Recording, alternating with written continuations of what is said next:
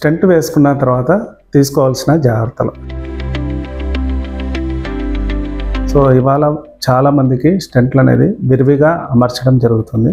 So వీళ్ళు ఎటువంటి జాగ్రత్తలు తీసుకోవాలనేది వివరిస్తాను. ఒకటి వచ్చేసి కొలెస్ట్రాల్ని కరిగించే మాత్రలు ఖచ్చితంగా వాడటం.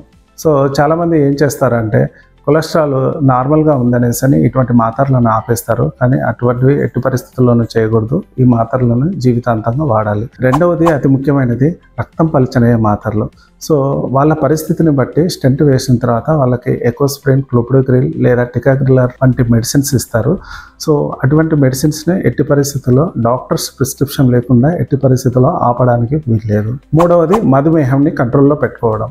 గుండె వ్యాధికి మధుమేహానికి అవినాభావ సంబంధం ఉంటుంది. సో వీళ్ళు ఎప్పటికప్పుడు 3 నెలలకు ఒకసారి ఖచ్చితంగా ఫాస్టింగ్, పోస్ట్ లంచ్ అలాగే HbA1c లాంటి టెస్టులను చేయించుకునేసి మధుమేహాన్ని ఖచ్చితంగా అదుపులోకి పెట్టుకోవాలి. వ్యాయామం వాళ్ళ బాడీ కెపాసిటీని బట్టేసి అట్లీస్ట్ 45 నిమిషాలు రోజుకి అట్లీస్ట్ వారంలో ఒక 5 రోజులన్నా చేసేలాగా చూసుకోవాలి. పొగాకు వాడకాన్ని నిలిపివేయడం.